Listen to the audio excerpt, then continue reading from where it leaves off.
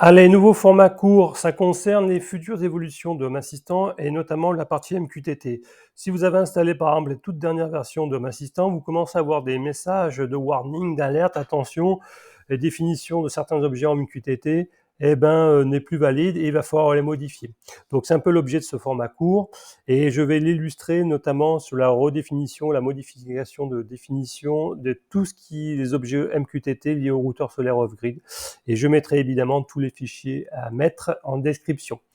Donc l'idée générale, c'est de plus mélanger dans sensors.yam, switch.yam, binary sensor, tout ce qui est MQTT au travers de plateformes MQTT, c'est de définir carrément un objet MQTT dans lequel vous allez trouver des sensors, des binary sensors, des switches, des covers, des lights, ce que vous voulez. Donc vous aurez à avoir des genres de MQTT, quelque chose. OK.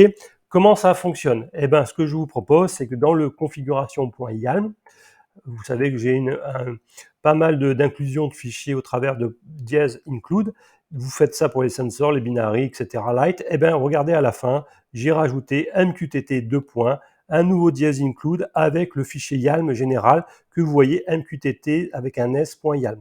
Donc ce fichier-là, vous le créez à la racine de /config, ok, vous cliquez sur le plus par exemple dans le file editor, vous sauvegardez le fichier MQTT avec un S qui est vide par défaut. On va l'ouvrir et regardez ce qu'il va voir dedans.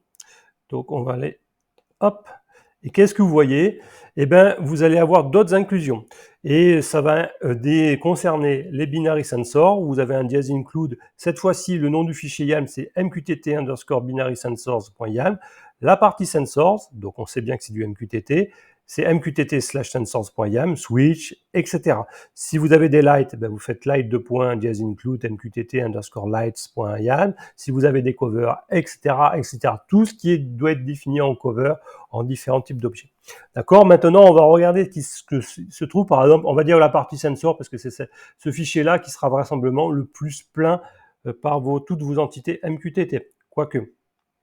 Donc, on va l'ouvrir.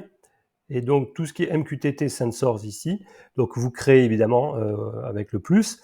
Et voilà, là, vous allez retrouver tous les sensors MQTT qui vont être utiles pour le routeur solaire.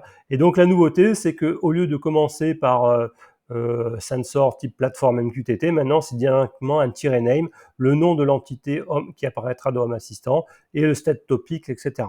Donc, finalement, c'est une simplification. Ils ont décidé de ranger les informations de cette façon. C'est comme ça. Et attention, à partir de la version 10 ou 12, octobre ou décembre, les anciennes définitions ne vont plus marcher. Donc, vous avez encore entre 1 ou 3 mois pour réagir, pour modifier votre structure. Voilà comment on fait ça. Inspirez-vous des fichiers que je vous mets en description. Et puis, voilà. Donc, c'est une procédure à faire. Allez, je vous dis à bientôt. J'espère que ça vous est utile. À bientôt.